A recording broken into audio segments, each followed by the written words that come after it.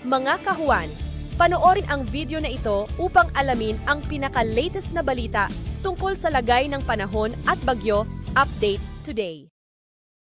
Yung binabantayan nating bagyo sa labas ng ating Philippine Area of Responsibility ay huling namataan sa layong 1,045 kilometers west ng extreme northern Luzon.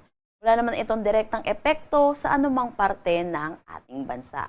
Pero sa ngayon, meron pa rin naman tayong southwest monsoon or hanging habagat na umiiral dito sa western section ng Central Luzon at Southern Luzon.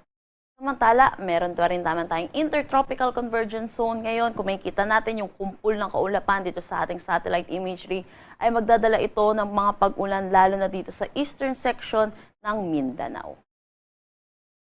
Para naman sa magiging panahon natin ngayong araw dito sa Luzon, asahan natin magiging maaliwalas naman ang ating panahon, pero asahan din natin yung init at alinsangan lalo na sa tanghali hanggang hapon.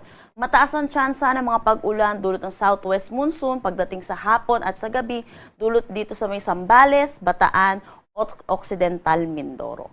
Para naman sa nalalabing bahagi ng Luzon kasama na ang Metro Manila, inaasahan din natin magiging maaliwalas naman ang panahon, pero asahan din natin yung mga localized thunderstorm lalo na sa hapon at sa gabi. Kaya ugaliin po natin magdala ng pananggalang sa init at sa mga pag-ulan lalo na sa hapon at sa gabi. Dulot ng southwest monsoon, inaasahan natin makakaranas ng maulap na papawiri na may mga kalat-kalat na pag-ulan dito sa may Kalayaan Islands. Asahan din natin yung mga kalat-kalat na pag-ulan dulot naman ng intertropical convergence zone dito sa may Surigao del Sur, Surigao del Norte, Davao Occidental, Davao Oriental at Davao de Oro. Pero para naman dito sa nalalabing bahagi ng Palawan, nalalabing bahagi ng Mindanao at kabuuan ng Visayas, asahan naman natin magiging maaliwalas ang ating panahon, pero asahan din natin yung mataas na tsansa ng mga localized thunderstorm lalo na sa hapon at sa gabi.